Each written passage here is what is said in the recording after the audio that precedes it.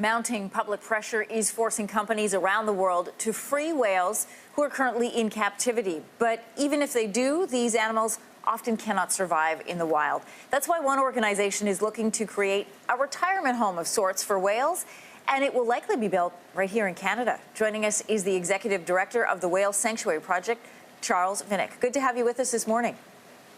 Good morning, Anne-Marie. It's a pleasure to be with you. We talked about mounting public pressure. In fact, Canada banned keeping whales and dolphins in captivity as soon as last year. Why is putting them in a sanctuary better than releasing them out into the wild?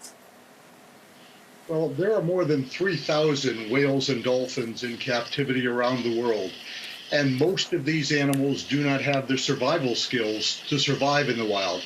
They don't know that fish, live fish, are food.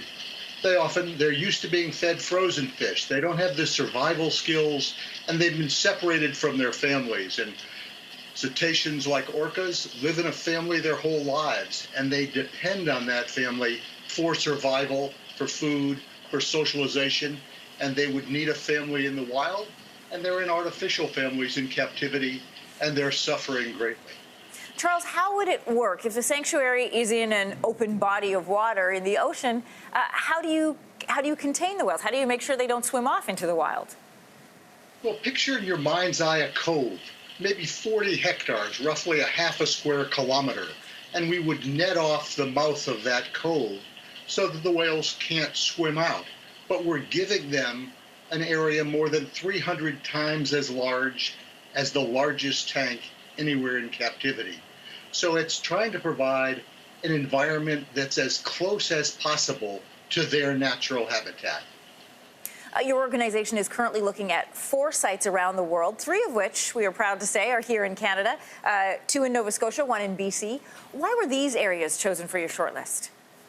We've looked at over 130 sites in Washington State, British Columbia, and Nova Scotia, looking for sites that have that size of water space, have good flow, have an average depth of 12 to 15 meters, and have communities that embrace the concept of a sanctuary and see this as a benefit for them and for their children going forward. Can these mammals all live together in the same type of space? We're talking about belugas and orcas and various other types of whales. They would not. I mean, you'd have belugas in their own environment. If you had orcas nearby in a sanctuary, they would have to be separated.